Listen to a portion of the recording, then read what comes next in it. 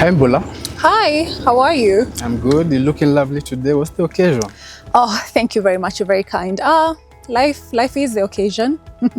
Would you like engaging me on some of the questions? I don't mind, but please keep it short and sweet. When titles are stripped away, how do you usually introduce yourself? That's a very brilliant question. Mbula Nzuki. I am Mbula Nzuki. And simply put, Mbula Nzuki is a multifaceted person who's living life as authentically as possible and with a sense of urgency. I like to say that I'm just a girl written by God. When did you realize that your voice carried responsibility? You're asking them good questions. Thank you.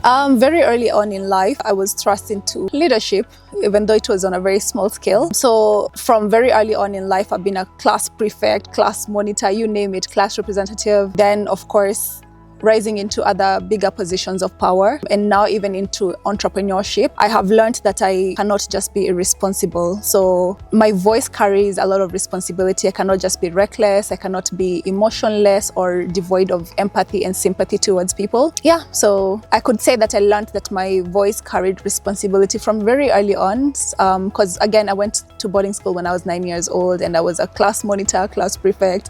Went on to have other responsibilities even as an adult. So yeah, I'm an employer more and more. That's even engraved in me. You're very intentional about dialogue, I can tell. So the other question will be, why are meaningful conversation so important to you? Thank you for that question. Yeah, meaningful conversations are very important because they foster trust and connection between people.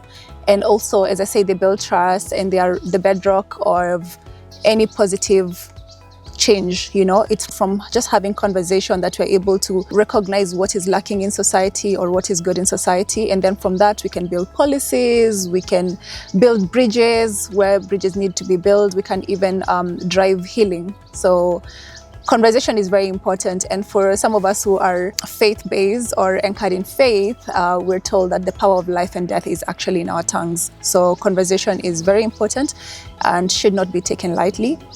We can obviously infuse humor, but we have to understand the key role conversations drive. Thank you for that question. You've described yourself as a conversation curator rather than an influencer. So what does that distinction mean to you? Well, conversation curation is about conversing with intention. It's really about not just using words lightly, not having just any conversation. It's really about picking and choosing the kind of spaces, the kind of conversations I want to be engaged in, and being very deliberate on the outcomes that we are intending to. As far as influencing is concerned, like mad love and respect to all influencers, the work is, it's hectic. It's a lot of work that goes into being an influencer. I don't think of myself as an influencer.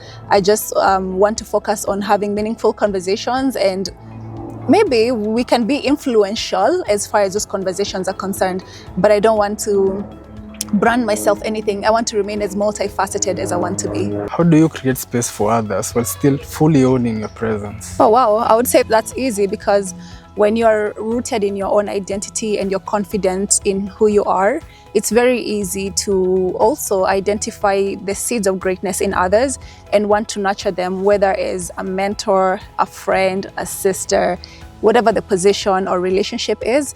And when we do that, when we're able to see others for who they are and remaining grounded and confident in who our God-given identities are, it's very easy to light a torch on each other, and that way the world becomes full of stars, because there's really no competition. We are only as good. No one is better at being me than me. So that gives me a lot of confidence, and I know that the next person is the best person that they can be at being themselves. So this way the world becomes full of stars. So it's very easy for me to do that.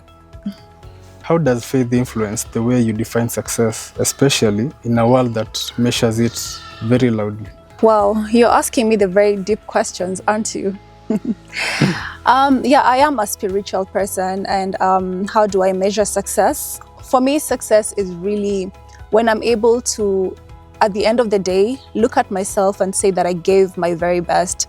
I'd love to, when the time comes, meet my death empty. I don't want to take any talents to the grave, because they say the grave is the richest place. So my measure of success is knowing that I showed up, number one, regardless of how I felt, that I gave my very, very best. And the rest you leave it to God. For me, as long as I've given my best, I've led with love, empathy, authenticity, and integrity, I'm successful. So from your experience, what makes a conversation truly impactful? What makes a conversation truly impactful is the guests, the people I'm having the conversation with. So I believe the right questions to the right people at the right time is a recipe for amazing conversation. So truly it's the people. For me, it's always been the people. If I'm able to ask the right questions to the right people at the right time and extract from them the right value for themselves, for the audience, and me who's asking the questions, then we've succeeded. So yeah, that's what makes conversation truly impactful. As long as they have the presence of mind to, of course, give the right answers. So yeah. If everything you do, your work, your conversation, your leadership, were distilled into one message, what would you want the world to hear?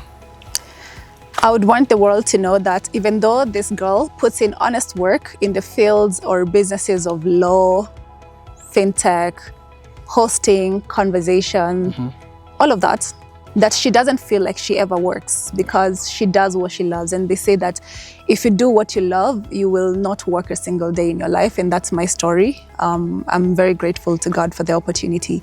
And I believe that this is also what happens when purpose meets drive. And I would wish this for many other people, that we all get the opportunities to do what we truly love. And we get the chance to come alive and we don't feel like we are working or laboring, because truly you just reek of love and gratitude, as I am. Yes. So my last question will be, if you had wings to fly, where would you fly to? What? That's an interesting question. If I had wings, I would fly to Japan. Why Japan? Because I've never been to Japan, number one. Number two, the cherry blossom season is, I think, fast approaching, and that would be fantastic. I'd like to experience that. And Japan is a world-class country. I think they have a lot to offer in terms of tourism, just learning the different culture as well. I haven't been to Tokyo and it's on my bucket list, so yeah. If I get wings today, by afternoon I'll be in Japan. Oh, that's very nice. Thank you so much.